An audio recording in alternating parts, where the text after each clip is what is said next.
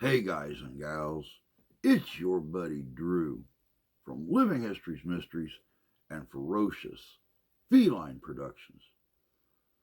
You know, a lot of horrific stories came out of the Second World War. The concentration camps, the invasions by European forces,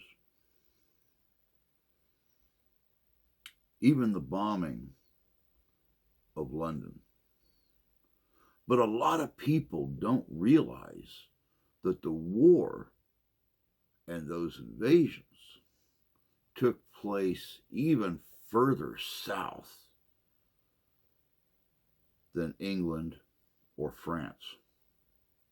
Today, we're going to take a look at the bombing of Milan, Italy, way down on the Mediterranean. It's a sad story, but it's part of our history that should never be forgotten. Check this out. This is good. As the spectre of war started to cast its grim shadow across Europe, the Italian peninsula became the unsuspecting subject of British reconnaissance missions. Months before Italy declared its allegiance with Germany, British forces were already engaged in a game of shadows, covertly mapping the terrain of their potential future adversary. The peaceful summer of 1940 was about to be violently disrupted. The city of Milan, a beacon of cultural magnificence, became a strategic jewel on the military chessboard. Revered for its industrial might and tactically positioned within the famed industrial triangle, comprising Turin and Genoa, Milan caught the attention of British strategic intelligence. As Italy's industrial heart, the city's importance could not be overstated. Because of its tactical and industrial importance, British operatives found themselves staring at detailed maps, attempting to understand the industrial veins of Italy's economic powerhouse. As the home of manufacturing titans such as Alfa Romeo, Magneti Marelli and Pirelli, along with an intricate web of 21 railway lines and busy freight yards, Milan's role as the vital lifeline in Italy's industrial machinery was undeniable. However, beneath this industrial behemoth's facade, there was vulnerability. Reports pieced together amidst the conflict revealed the city's vulnerable underbelly. Divided into concentric circles, the city's historic center emerged as the proverbial Achilles heel. The labyrinth of narrow streets and densely clustered buildings would prove a chilling prospect of potential devastation by aerial bombardment. Yet Milan was anything but a city in despair. The city's resilience was fortified with bricks and cement at its city center. It was prepared to stand its ground in the face of forthcoming air raids. As the conflict unfolded, initial bombing campaigns aimed to afflict Milan's civilian populace and pressure the government into seeking an armistice. However, as the war's currents shifted, the Allied crosshairs turned to factories and war production that was now fueling the insatiable Italian war machine. Milan, against all odds, remained pivotal yet defiant amidst the chaos. Milan's defenses would seek to withstand and survive the looming aerial onslaught, both on its civilian and industrial centers. The city at this point was underlined by a network of defenses initially borne by the 5th Legion, famously known as La Viscontea, of the Dicat, the territorial anti-aircraft defense militia. This formidable assembly of nearly 9,000 men were placed throughout the city and its surrounding territories with a stern resolve to resist any Allied attempt to breach the city's airspace.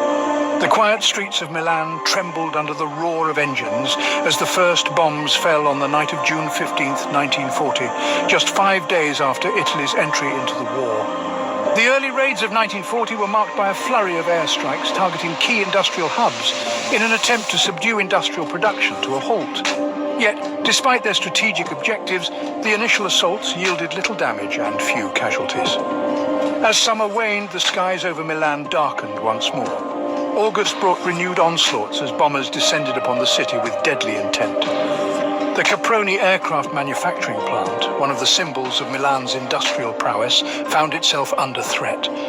Though the plant itself narrowly escaped destruction, the surrounding streets bore the scars of war, with lives lost and buildings shattered. December brought one final blow to 1940. The Pirelli plant, an icon of Milan's industrial landscape, became the focal point of a bombing raid. Though the intended target remained unscathed, 8 people lost their lives, with 16 being wounded in the onslaught. As 1941 dawned, a brief respite descended upon Milan. The skies, once filled with the ominous hum of aircraft engines, fell silent. But the calm was fleeting. The autumn of 1942 heralded a return to the tumult of aerial warfare, as Milan braced itself for the next chapter in its harrowing ordeal as the campaign intensified. On October 24th, 73 Avro Lancasters descended upon Milan, dropping 135 tons of bombs, including a staggering 30,000 incendiaries. The city's streets were ablaze with buildings shattered and lives lost in the chaos.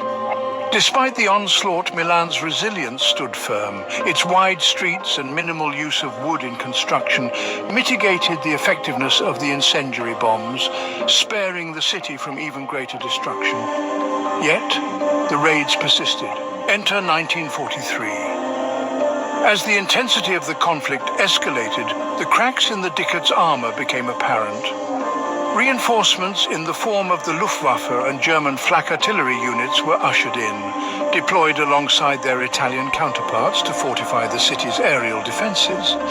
In addition to Milan's ground-based defenses, the Italian Royal Air Force stationed fighters at key airports such as Venegono and Lonati Pozzolo, equipped with aircraft such as the Macchi C-202 and Fiat CR-42, supplemented by Messerschmitt Bf-109S from the Luftwaffe. Italian pilots stood ready to take flight at a moment's notice, engaging enemy aircraft in aerial combat.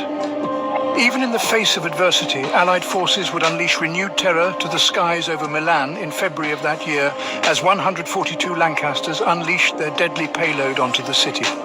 Several factories were damaged, including Alfa Romeo, Caproni, Isotta Fraschini and Breda. The Milano Centrale railway station and the Farini marshalling yard were also hit. Factories crumbled, residential areas burned, and historic landmarks bore the scars of war.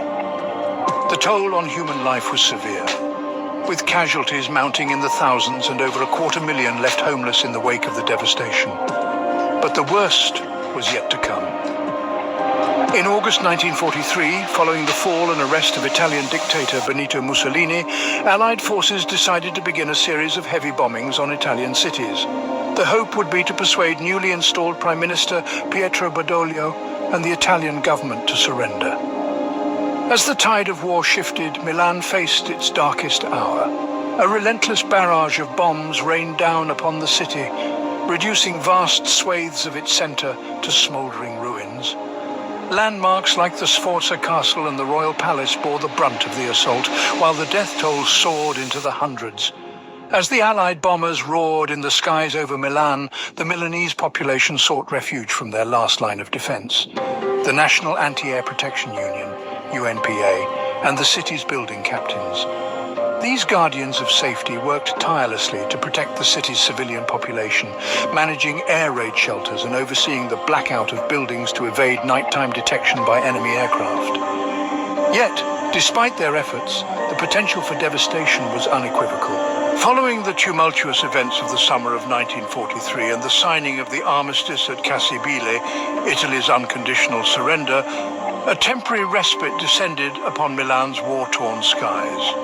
However, as a result of Italy exiting the war, Germany rushed to maintain whatever territory it could from Italian resistance forces loyal to the king. This included Milan as well as all Italian territories north of Rome. This, along with the unfolding events of the Italian campaign in the spring of 1944, began a new chapter of devastation.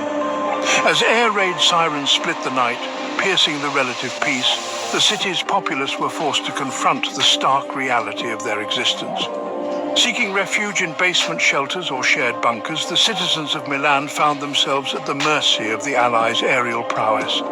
This time it was the United States Army Air Force by day and the Royal Air Force Mediterranean Allied Forces by night, who took up the mantle of aerial bombardment over northern Italy. Their targets, the vital marshalling yards and factories that sustained the war effort. After October 20th, 1944, Milan was spared from further bombing raids. However, the skies above the city were far from peaceful. Throughout the autumn of 1944, the ensuing winter, and into the spring of 1945, countless minor air attacks persisted. Fighter bombers and light bombers relentlessly targeted trains, vehicles, and various modes of transport, seizing upon any opportunity to disrupt enemy movements and remaining infrastructure. Amid this turmoil, however, the city and its people remained resilient. Finally, on May 8th, in that spring of 1945, Germany surrendered and its hold on Milan was over. Milan, Italy's bustling industrial heart, bore the brunt of relentless air raids in the Italian theatre during the crucible of World War II. Targeted and bombed more than any Italian city for its strategic significance, it became a critical battleground for the Allied forces in its quest to rid the world from fascist influence. Yet amidst the destruction, Milan emerged from the ashes, a testament to resilience and determination. While scars of war still linger in its streets, the spirit of this resilient city endures, a living tribute to those who endured the darkest days of history under an oppressive regime. Like and subscribe for even more overlooked events in history that you won't find anywhere else. Welcome back. You know, it's like I was saying in the beginning. A lot of horror stories, a lot of sad stories came out of World War II. Luckily, it never made it across the ocean to America. But the damage that it done to many European cities, like Milan, still to this day, 80 years later, almost 85 years later, can still be seen in locations among some of those cities. It's truly sad when the world becomes so encompassed in its non-compliancy with each other, its beliefs on things, that so much damage has to be done and so many lives need to be lost. But now in the 21st century, Milan is a beautiful, booming Italian city with so much to offer. Though the scars still show from what happened all those decades ago, it is still one of the biggest tourist destinations in the world. I hope you guys enjoyed this little look back at the Second World War and the bombing of Milan. Until next time, take care of yourselves, take care of each other. God bless you, God love you, we do.